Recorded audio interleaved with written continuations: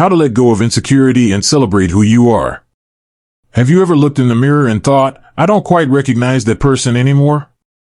Maybe it was a wrinkle that wasn't there yesterday. Or the way your clothes fit just a little differently. Or maybe it wasn't physical at all. Maybe it was that quiet voice in the back of your head saying, you're not as sharp, as important, as valuable as you used to be. If any of that sounds familiar, I want to tell you something right now. You are not alone. And more importantly, you are not any less worthy because of time, change, or age. In fact, I believe this stage of life, right here, right now, can be the most liberating, most authentic version of you. But to truly enjoy it, there's one thing we all need to learn how to do: let go of insecurity. Because insecurity, my friend, is like a thief in the night. It steals your joy, your confidence, and sometimes, even your will to try new things. So in this video, let's talk about how to release those heavy thoughts that have weighed on us for years, maybe even decades, and instead, learn how to celebrate exactly who we are. Now, I'm not here to preach at you or give you some magical overnight fix. This is about small shifts, gentle reminders, real stories, and most of all, the truth. Let's begin with something simple, but powerful. It starts with noticing your self-talk. You know what I mean. That running dialogue in your head. For some of us, it's been on autopilot for years. I'm too old for that. No one cares what I have to say anymore. If I looked like I used to, maybe I'd feel better. Those words might feel harmless at first. But over time, they pile up like invisible bricks on your back. So here's what I want you to do. The next time you catch yourself saying something negative about yourself, just pause. You don't even have to correct it yet. Just notice it. That tiny moment of awareness is like flicking on a light in a dark room. I remember talking to a woman named Linda, 72 years old, retired school teacher. She told me that for years after retirement, she felt invisible, like her purpose had expired. One day she caught herself in the mirror and heard the thought, "You're just a washed-up old woman now." And for the first time, she didn't accept it. She said out loud, "That's not true. I taught for 35 years. I shaped lives. I'm still here. I still matter." It didn't fix everything overnight.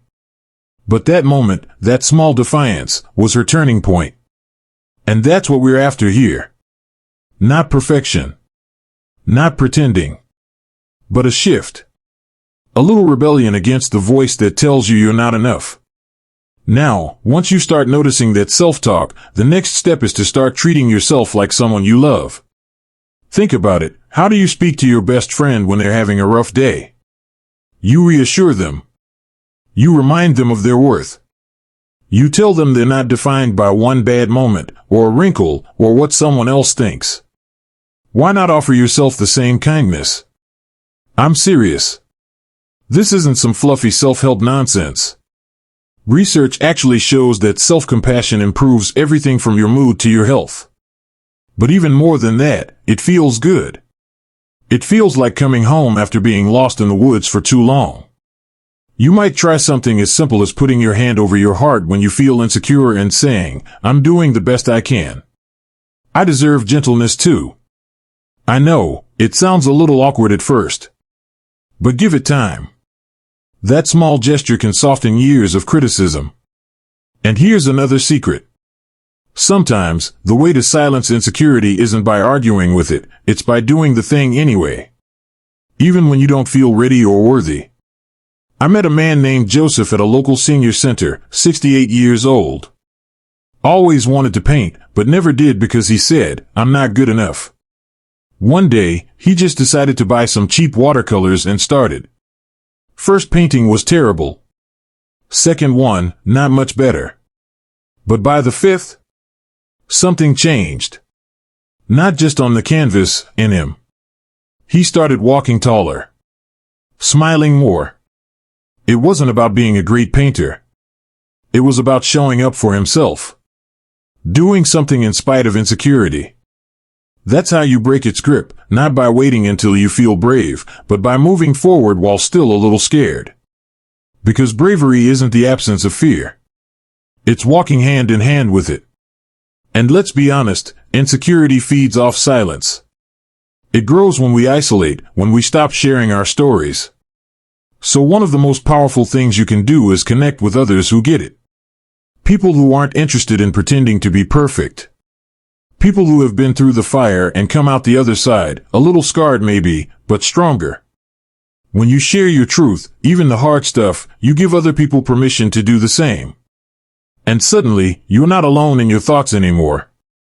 There's something sacred about opening up to someone and hearing them say, "Me too." That right there? That's healing. So where do we go from there? Now that we've begun noticing the way we talk to ourselves and practicing a little more kindness, the next natural step is learning how to let go of comparison, because comparison, especially at our age, is one of the sneakiest ways insecurity creeps back in. And I'm not just talking about comparing ourselves to younger people. Sometimes, the harshest comparison we make is with who we used to be. I used to be more attractive. I used to remember everything. I used to be stronger, faster, more useful. Sound familiar? But here's the truth that no one tells us: you are not meant to stay the same. You are not a photograph, frozen in time. You are a living, evolving being. And just like seasons change, so do we. Spring never apologizes for not being summer. And autumn doesn't look back and say, "I wish I still looked like May." There is beauty in every chapter, and yours, right now, has wisdom, peace, and quiet strength that your younger self could only dream of. There was a gentleman named Harold I once spoke with, 74, widowed, retired engineer. He told me he felt like a shadow of the man he used to be. His body wasn't as strong, and his memory played tricks on him sometimes. But when he talked about his grandkids, his face lit up. When he shared stories of inventions he worked on in the 80s, his hands moved with excitement. I told him, "You're not a shadow. You're a lighthouse. A living archive of love, stories, and hard-earned truth." And honestly, that's what we all are. But to see that, we have to stop measuring ourselves against who we were and start honoring who we are. One of the simplest ways to do that? Gratitude. Not just for what you have, but for who you are becoming. Because you're still growing, whether you realize it or not. Try this: once a day, before bed or while sipping your morning coffee, say one thing you appreciate about yourself. Not about the weather. Not about your grandkids. About you. It might be something small like, "I handled that phone call better than I would have last year." Or even, "I made someone smile today." Gratitude rewires the brain. And when you focus on what's working, what's beautiful, what's still strong, insecurity doesn't have as much room to breathe. Now, there's another sneaky culprit we need to talk about: society's idea of value.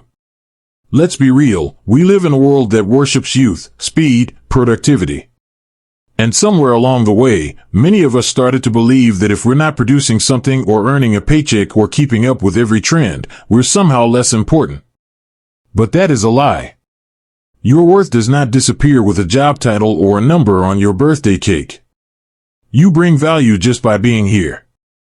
Just by showing up for your family, sharing your stories, being present in someone's life. I once met a woman named Rosa, 69, who felt useless because she wasn't doing anything big anymore. But she volunteers twice a week at a local library, reads to kids, and keeps a garden that feeds her entire block. She said to me, "It's just small stuff." And I told her, that small stuff is the glue holding people together. Your presence matters. Your life experience, all the things you've survived, learned, overcome, that's not small. That's priceless. So if no one has told you lately, let me be the first. You are enough. Right now. As you are. Without fixing anything. But here's the final thing I want to share in this moment, something that has the power to change everything. Celebrate yourself out loud. We've spent so much of our lives being modest, quiet, humble, and that's fine. But sometimes, that turns into silence. Into shrinking. What if instead, just once in a while, you gave yourself permission to shine? Wear the bright colors. Laugh too loud. Share that poem you wrote in private. Take that dance class even if your knees creak. Do things not because you're amazing at them, but because they make you feel alive. Joy is not just for the young. It's for the brave. And it takes bravery to step into the spotlight of your own life, especially after being in the background for so long. So if you're watching this, and something in your chest is saying, "I wish I could," listen to it. That little whisper is your spirit, asking for just a little more room to breathe. And you deserve to give it that. Because once you start listening to that voice, the one that says, "I wish I could," or "maybe it's not too late," a whole new world opens up. See, letting go of insecurity isn't about pretending you don't have fears or doubts. It's about choosing not to let those fears lead the way anymore. It's about realizing that confidence isn't something you're either born with or without. It's something you build, moment by moment, decision by decision. And one of the most powerful decisions you can make is to own your story. All of it. The high points, the heartbreaks, the mistakes, the miracles. You've lived a life. Not just years, a life. That means you've got memories etched into your soul that no one else has. You felt deep love. Maybe deep loss. You've laughed until you cried and cried until there were no more tears left. You've been strong when no one was watching. That's not insecurity, that's strength. That's resilience. So instead of hiding those parts of yourself that you think make you less than, I challenge you to start embracing them. The wrinkles on your face? Each one tells a story of a day you smiled, worried, loved, lived. The scar on your belly from surgery? Proof that your body fought to heal. The silver in your hair? A badge of wisdom you earned, not a flaw to be dyed away unless you want to. It's time we stop letting the world tell us what beauty looks like, what success means, what aging should be. And instead, start asking, what feels right for me? You want to stay in and read instead of going out? Beautiful. You want to wear that dress you thought you were too old for? Do it. You want to finally take that solo trip or try yoga or start writing poetry again? This is your moment. You don't need permission. You just need to believe that it's not too late, because it isn't. There's a man I used to see walking around my neighborhood park. His name was Leonard, 76. He wore these loud Hawaiian shirts and always carried a little speaker playing jazz music. One day I asked him, "Why jazz?" He said, "Because at this age, every step I take is a celebration. I might as well have my own soundtrack." Isn't that something? He didn't care if people looked. He didn't care if they rolled their eyes. He cared about how he felt. And maybe that's what real freedom looks like, the freedom to live as yourself, fully, unapologetically, without shrinking to fit into someone else's idea of who you're supposed to be.